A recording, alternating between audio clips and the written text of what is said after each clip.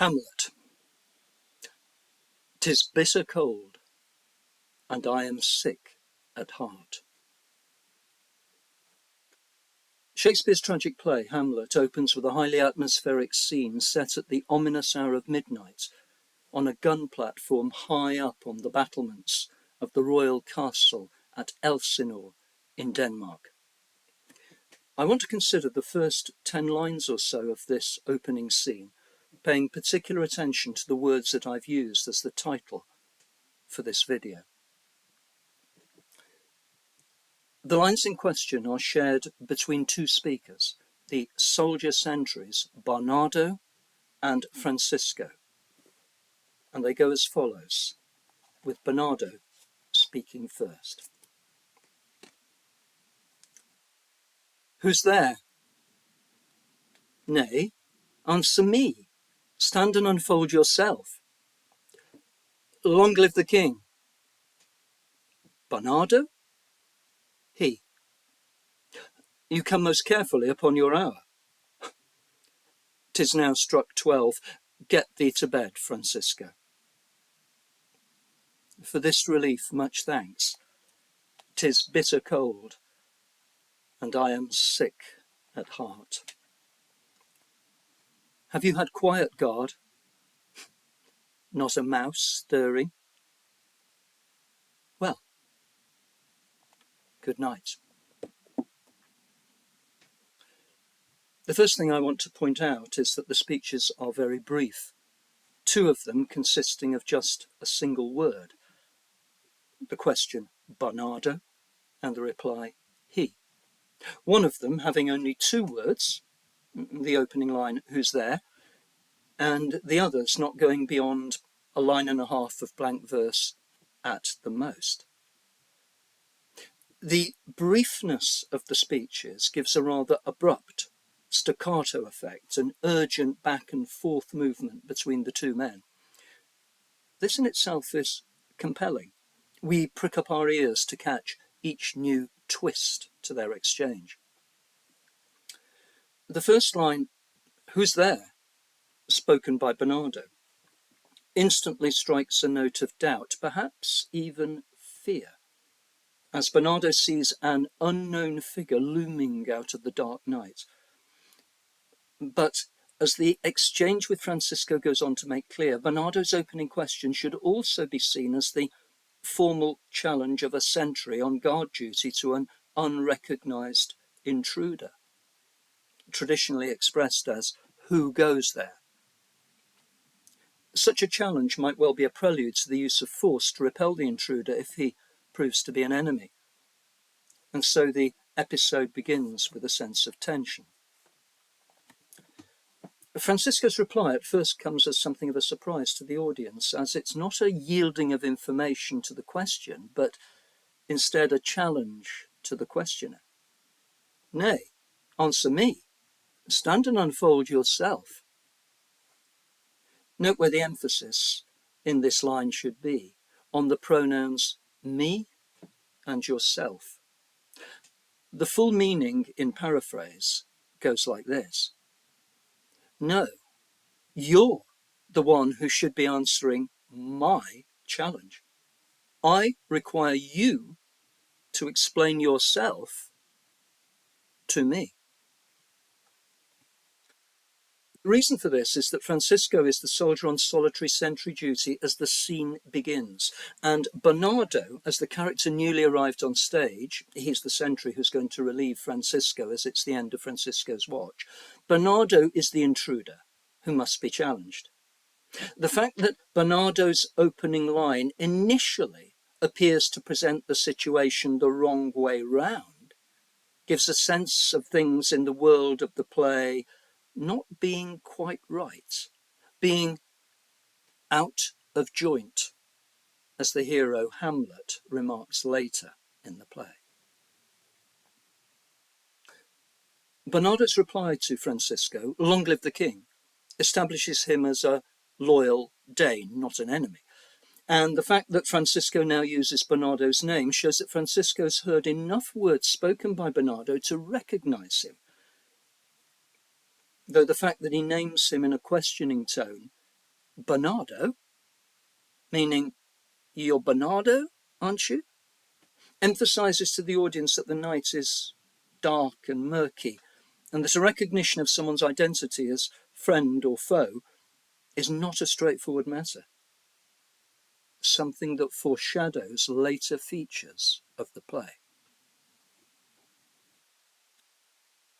Once the identities of each soldier sentry are established, the tension lessens, with a sense of friendship between the two men in Bernardo's words, "Get thee to bed, Francisco," and Francisco's reply, "For this relief, much thanks."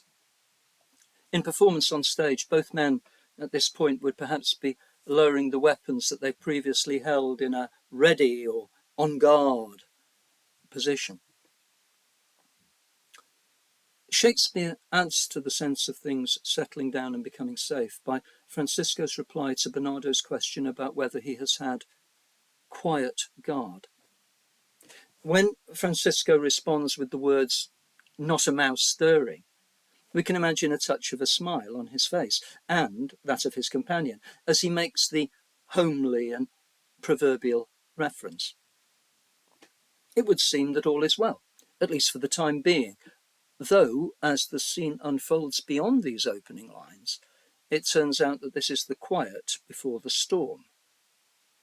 A storm that will be caused by the apparition of the ghost of Hamlet's father stalking across the platform on the battlements.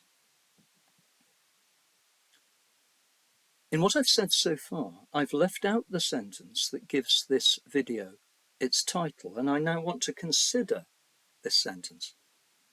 It consists of 9 words, 3 of which come at the end of a line of blank verse, the words, "'Tis bitter cold," followed by 6 words placed on a new line of verse, "and I am sick at heart."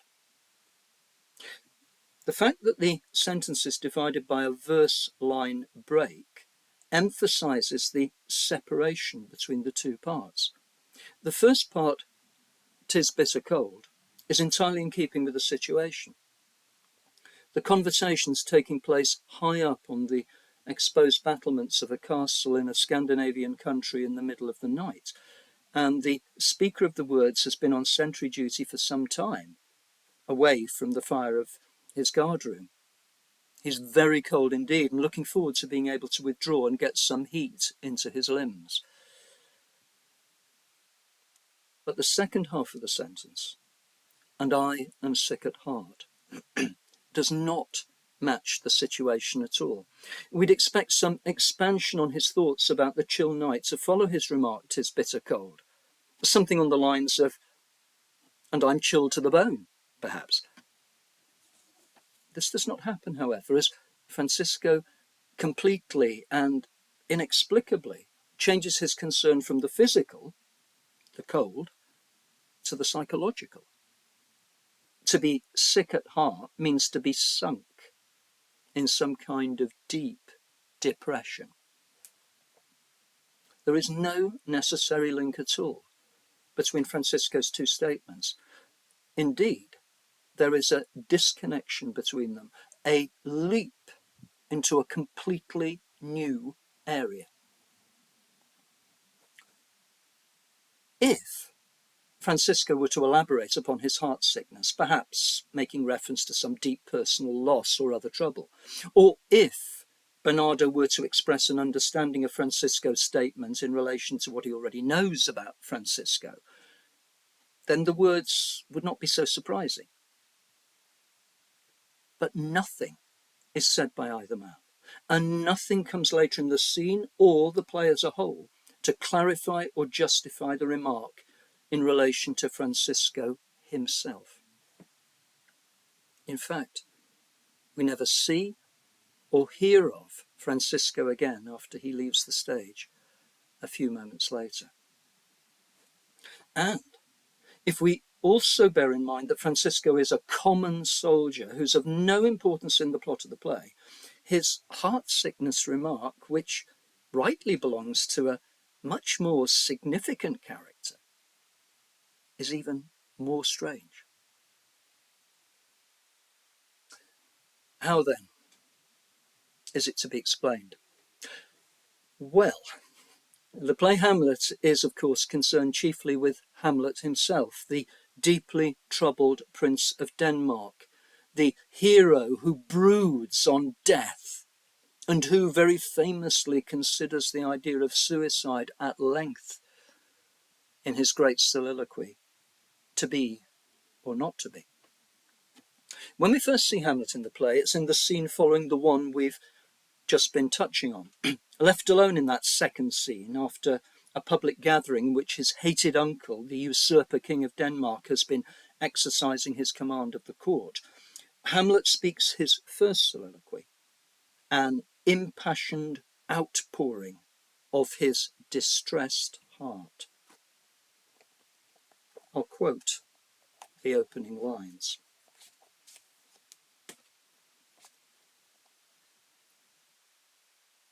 Oh, that this too solid flesh would melt, thaw, and resolve itself into a dew, or that the everlasting had not fixed his cannon gainst self-slaughter.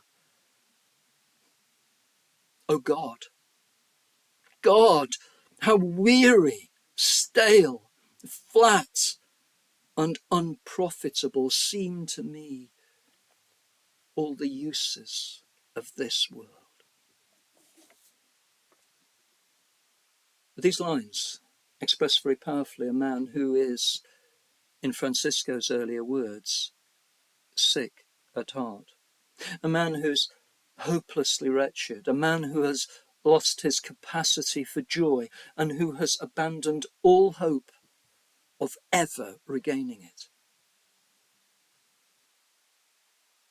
And so, in the 6 words where Francisco speaks of his heart sickness, I believe that Shakespeare momentarily shifts him out of the character of a simple soldier sentry and imposes on him quite a different role.